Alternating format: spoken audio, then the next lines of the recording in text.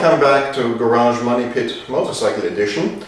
The plan for this weekend is to get this R100RS running again and take it out for a quick spin on some local roads. There's going to be some additional work necessary on this bike, but like I said in my last video on the 911, I really like to be able to take a bike or a car out on the road regularly to kind of keep the motivation up. So the first item to get this bike up and running again is change the brake fluid. Yes, I know it's not strictly necessary, but this brake fluid is old, so I'm just going to change it. So first order of the day, change these bleed screws out. For speed bleeders, I happen to like these a lot. Yes, I can bleed them without it, but it just makes life easier. This side is awkward to get to, so I'll show you what I'm doing on the other side, but it's basically a matter of removing this one, put the other one in, try to not introduce too much air while doing that, and then start bleeding the brakes.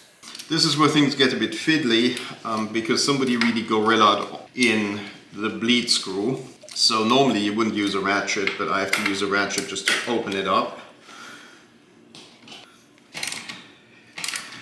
Normally you would use one of these anyway, so carefully get it out and make sure you catch brake fluid that's coming out, because it will leak somewhat. Carefully put it back in. Now we can start bleeding the fronts. It's a standard procedure, right? You keep the reservoir topped up, pump the brakes until clean fluid comes out, repeat on the other side. Something that's a bit fiddly with this bike is because of the fairing, as you can see, and the placement of the reservoir, you've got to be a little bit careful, and it's a little bit fiddly to top it up. But that's just one of the things with RSs that's easy on some of the other bikes. If your brake fluid looks like this, it's way past time to bleed it, so let's get cracking.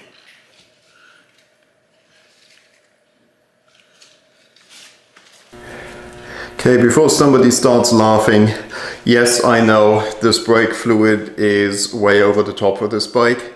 Main reason I'm using it is because I had to do a flush on my track car and I've got some left over that I want to use up.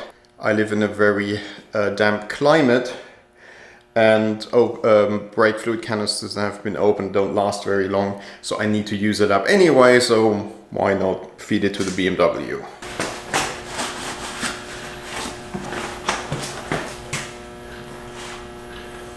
Okay, so now the brake fluid is really clean up here, and I can hear fluid pumping out nicely.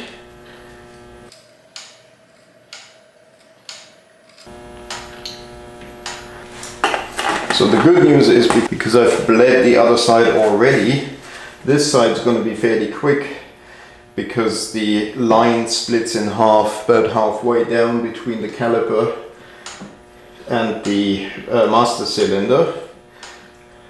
So there's already clear fluid coming out. The reservoirs are really small, so you have to take that into account. Then we have to clean up the cap, just get rid of the old brake fluid here and put the whole thing back together. And we're pretty much done at the front end. Yeah, we're good to go. We have enough brake fluid. Just a matter of tightening it down again and we're good to go. Now the rear is a bit extra fiddly. For starters, the brake is actually on the left side of the bike, with the bleed screw at the bottom of the caliper. I don't know why that is, but yeah, whatever.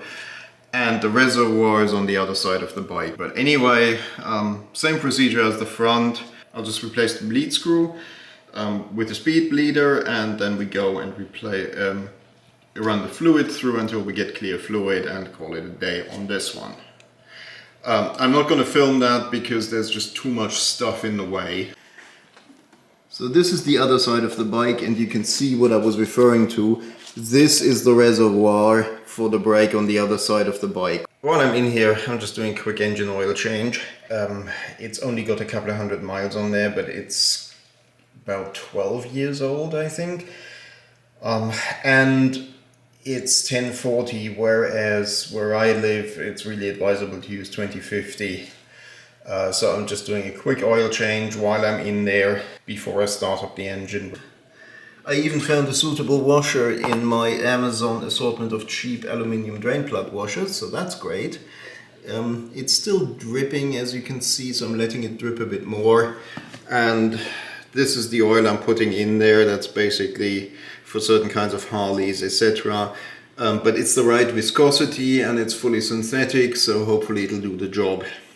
Okay, so we're going to take a quick break from filming. I'll make my way to the local Sheets and come back with a few gallons of their finest 93 octane fuel. But I want fresh fuel in there, and then we'll wheel it outside and see if we can actually get it started. Okay, so I have a few gallons of Sheets finest. 93 octane, that's American octane, so it's like somewhere in 95 to 98 in European.